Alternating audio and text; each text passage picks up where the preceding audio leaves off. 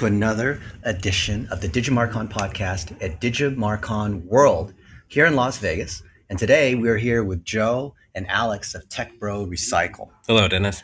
So what do you guys do and how do you get into this whole business of recycling laptops and cables? Fundamentally, what we do is electronic recycling. We decommission corporations, companies, small, large, medium, help securely retire their IT assets, make sure data is destroyed, things are kept out of landfills. We originally got into this business probably about 6 years ago. We started out as repair shops for computer repair, and we started noticing a trend in devices being left behind.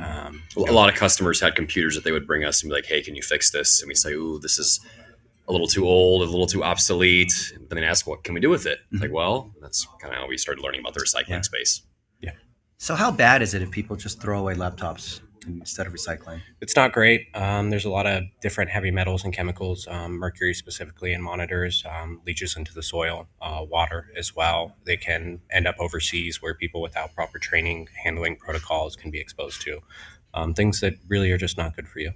And that's just the environmental side of things. If the wrong person gets their hands on those items, they can access your data, your passwords, your information, all that kind of thing. Yeah. So there's the environmental side of things, sustainability, and then also the data security as well. So Alex, you guys have huge clients like DHL and other Yeah, organizations. DHL, Mobile Mini, the San Francisco Giants we've worked with before as well. Okay. We work with all sorts of companies from big corporations, medical facilities, warehouses, and then even just mom and pop shops as well. Yeah, that's nuts. Why would these companies choose you over all the other guys that might do electronics recycling? I think it comes down to mostly certifications and marketing is a big one, is getting your name out there, going to expos such as this.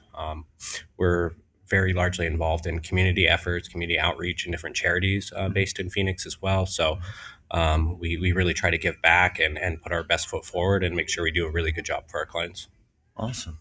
So Joe, how did you get? You're the sales guy. I am. How'd you get into this business? I started out, probably about 10 years ago as a repair technician. I was always into, nerd stuff, just fixing computers, tinkering with stuff. And the company just kind of evolved over time. And we saw a really good avenue for marketing and outreach and trying to, a lot of it's educational on what we do and how our services matter. Unless you're a fairly large corporation with big compliance teams and ESG goals, a lot of people don't really think that far forward as what is happening to their stuff after they're done with it. What are the most common questions that customers ask you? What does it cost? That's probably the number one. We operate our business on zero cost for all of our services. That is another big marketing avenue we've explored, and we try to keep it free for people. And we're able to salvage materials, whether it's reusing or remarketing or components or melt value, basically taking out precious metals. And this all kind of synergistically works with environmental mindfulness of just keeping things out of landfills. It all just kind of, it's very synergistic with each other. And like Joe was kind of touching on, that's probably the other question that people have for us the most is, what do you do with everything? Yeah. We try to keep everything as whole as possible. So we refurbish a lot of our items and remarket them, repurpose them. Okay. If we're unable to do that, we'll recover certain materials from them. Like for a laptop, for example, we'll have the screen, the motherboard, the CPU, that kind of thing. And if we're unable to do anything with it in that regard, then it gets scrapped for its precious metals. So some way or another, we find a way to recover value from items and reuse them. Well, you would know because you're the guy that runs the warehousing and logistics. Yeah, exactly. What's a day in your life like? A lot of it is just coordinating all of our efforts. I mean, we work with clients primarily in Arizona, but the last year or so, we've expanded our services to nationwide, especially the Southwest region. So just maintaining the growth of our company and also our client size as well. That's pretty much the day-to-day effort. That's awesome. What is something interesting about your business that most people might not know? I would just say the overall scope of what we work with. Anything? Yeah, it's not really like a specific thing we do that people don't know about. It's everything we do that people don't know about. A lot of companies that we work with, when they first come to us, they have no idea that electronic recycling is even a thing. They don't have these systems in place in their company. They don't have someone who oversees that. So it's really like our business as a whole that people just don't know about. They don't know that exists. Yeah, there's a lot of educating that goes on, a lot of learning. it's pretty fascinating. It's something that's changing constantly too. It's an ever growing industry / problem.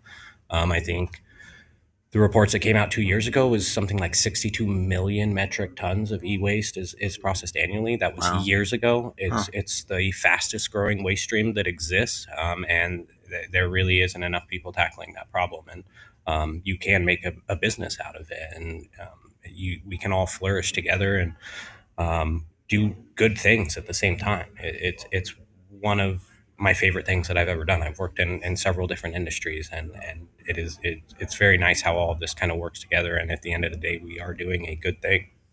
Joe, you mentioned you guys have 3 values. Yeah. 3 real kind of avenues that kind of funnel into what we do. We've talked about them briefly. Data security is a massive one. Keeping your company from having data breaches is a very expensive and reputationally damaging thing.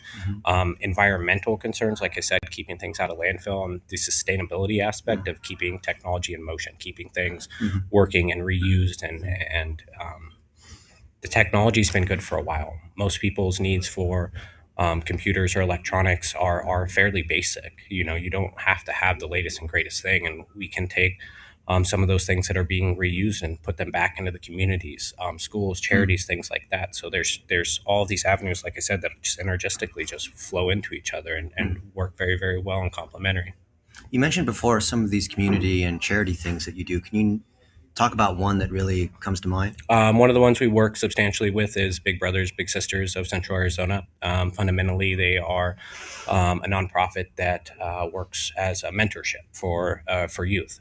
So basically, you can go through their program and become a mentor, and we do volunteer work with them. We donate computers with them.